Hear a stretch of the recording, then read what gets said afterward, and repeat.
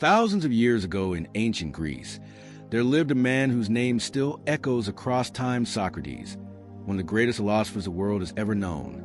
He didn't own riches, palaces, or armies. He never wrote a single book.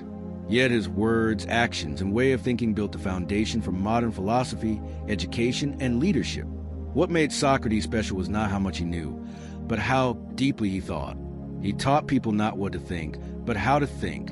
Socrates was born in Athens around 470 BC to a humble family. His father was a stonemason and his mother was a midwife.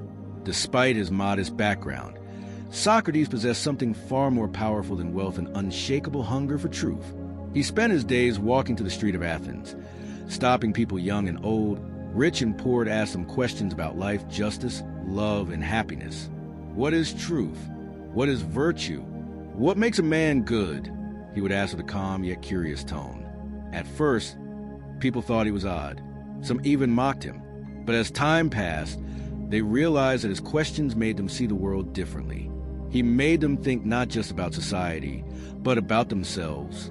Socrates believed that the greatest journey in life was not across the land, but within one's own soul. He was famous for saying, "I know that I know nothing." To many, this sounded foolish.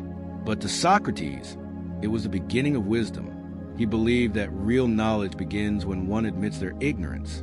His method of teaching, now called the Socratic method, involved asking deep, thought-provoking questions that help others discover the truth by themselves.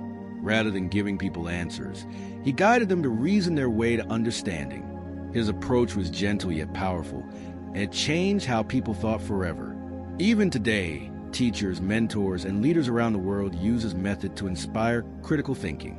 However, not everyone appreciated his ideas. Many powerful men in Athens felt threatened by his questions. They believed he was corrupting the youth and challenging the traditions of the city.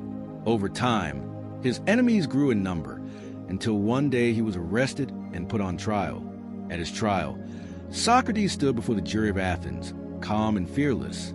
He did not beg for mercy or try to flatter the judges. Instead, he defended his life's work with honesty.